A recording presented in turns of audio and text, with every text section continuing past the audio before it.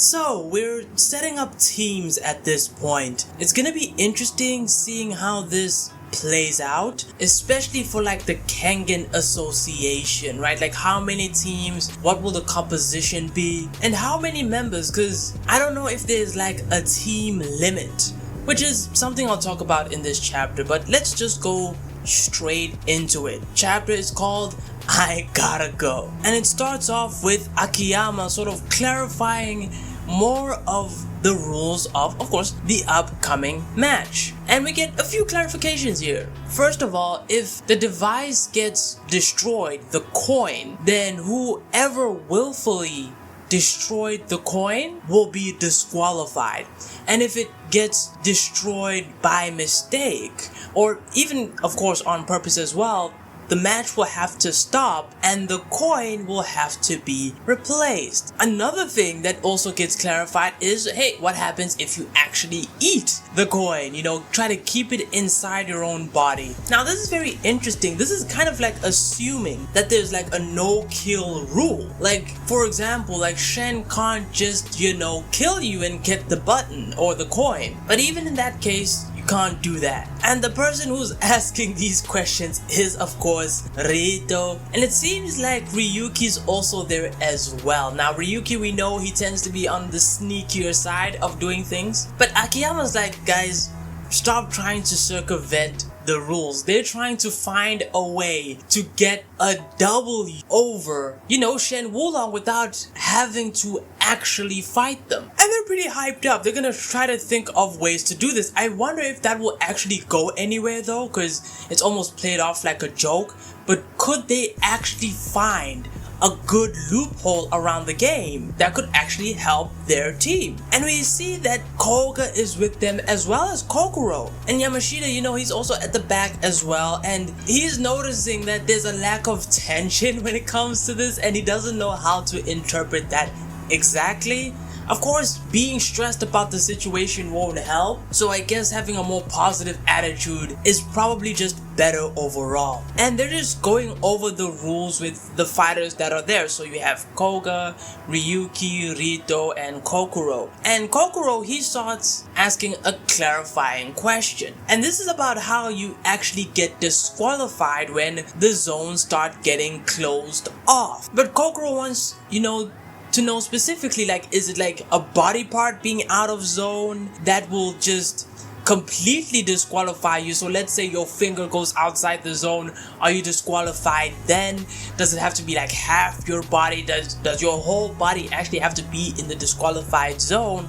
And Akiyama sort of clarifies what I think is probably the most important clarification so far, and that is the wrist watch, the same one they used to navigate the coin in the first place. That's where, you know, the fighters will be monitored. And if that device, if the watch is out of bounds, even if the rest of your body is inbound, you'll be disqualified. And so the good news is that you can put it on your leg, you can put it almost anywhere. But yeah, it becomes a weak spot. But you could also save yourself by at least getting, you know, that part of the body that has the device into the safe zone. And at this point, Ryuki is wondering, bro, Kokoro, why are you entering this match? You did hear that Shen Wulong, the connector, is going to be in this match. And Kokoro, he's having a bit more pride. He's like, dog, I can't go out like this. I know I don't think I'm gonna win, alright? I think it's unlikely, but I'm throwing my hat in the ring for the sake of it, even though I've gotten my ass kicked by Ryuki and Koga. And Yamashita, you know, he's sort of a little bit relieved at that, because the biggest worry here is that fighters are not gonna enter because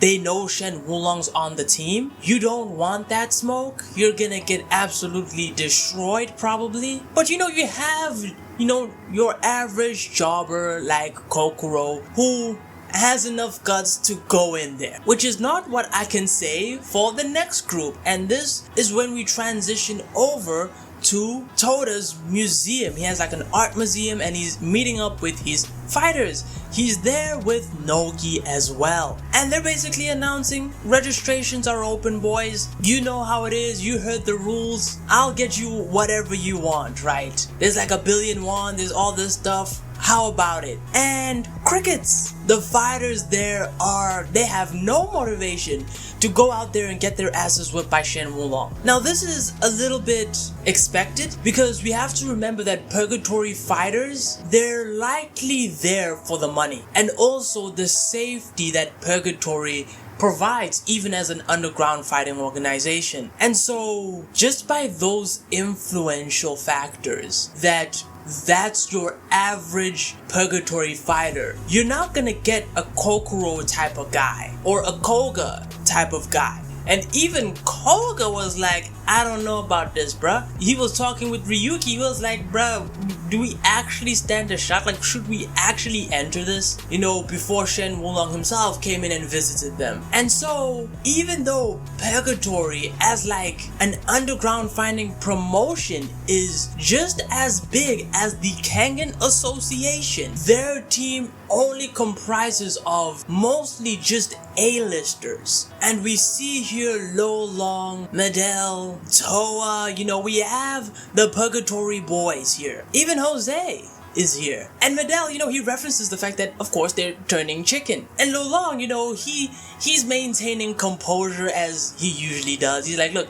as long as we're here, we're kinda good, okay? And Lolong is kinda like that type of guy. He's like, look, it is what it is. Like, he doesn't let setbacks impact his mentality too much, even when they were facing off against the Kengan Association. Toa, he just goes full disrespect and he's like, look, we didn't need fodder tier jobbers in the first place. And so, including all 5 of them, right? Because Falcon is also a part of them, which makes 5. Jorada is going to be joining on Team Purgatory, as well as Kim, who I think is one of the, I forgot what they're called. They're not called Supernova, that's like a One Piece thing. They're called something else, but it's like Koga's group of like potential high tier fighters. But we then have Falcon, you know, he's thinking a little bit. Jose asks him what's up, and he's wondering about Liu, or the other one. So he doesn't mention this person by name, you know. Seems like he's talking about an abomination or monster of some sort that cannot be named. But Lolong confirms that Liu, he's pretty much a guarantee he's going to be there. But they need to move on from him. So Lolong was like, look,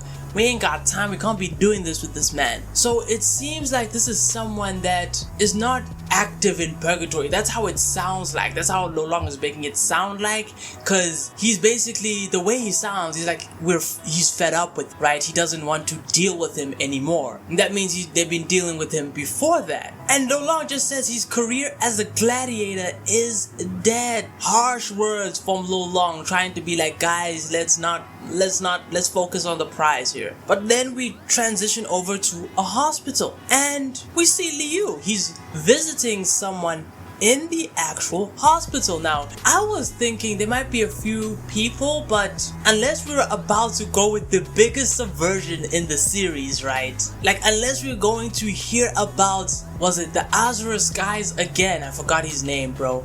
But it's the guy who fought, it was the direct subordinate of the Worm who fought Ryuki and got killed. Unless we're going that route, then there's really only one person left. But Liu, as he's going through to meet the person that he's going to see there, he's thinking about, yes, this is his chance because he has beef with the Worm. 2 of his friends, Naiden of the Azure Sky and Fei Wangfang, have both been, you know, quote unquote victims of the Worm. Now, as far as Liu's concerned, their deaths boil down to it being their fault. And to a certain extent, he's right about that. And he is going to crush the Worm. That's what he says. So Liu kinda has to fight the Worm at some point. I also expect the same to be true of Lolong, literally called the Worm Killer. So as he's like thinking about his revenge, plotting it already, he's ready to go. He's ready to even die right? He's like, there's no guarantee I'm even making it back alive because he's shooting his shot, right? He's like, I'm going for the worm and that's it. But Liu, he finally gets to the door that's called John Doe, and I was a bit confused by this, but he opens the door and he's, you know, talking nicely. He's greeting, talking about, hey, let's go for a walk or something like that. But as he's trying to make some small talk, the person actually speaks to him and he's like thanking Liu for coming to see him again. And this surprises Liu because he responds with, you remember my name? And then that person replies, sorry I made you worry. Now, what's very interesting is that this implies amnesia. This person wasn't medically okay. This is why Lolong were saying we need to give up on him. He's done as a gladiator. But yeah, this person confirms they remember everything now. And who is this? At this point, you probably put 2 and 2 together. It is Nicholas. Assuming you just watched these videos and you haven't actually watched a chapter already, it's Nicholas. Nicholas is like, yeah, I gotta go as well. So they put him under a fake name to probably try to hide his location. And yeah, he's back. Now, what's very interesting is that, yeah, he is the person that fits the best in terms of who this could be, because he did kind of go insane after his fight with Akoya, although he was insane way before that point, really. Him actually killing his friend is the thing that, you know, pushed him over the edge mentally. And so it's going to be very interesting because I think there is going to be some discussions, or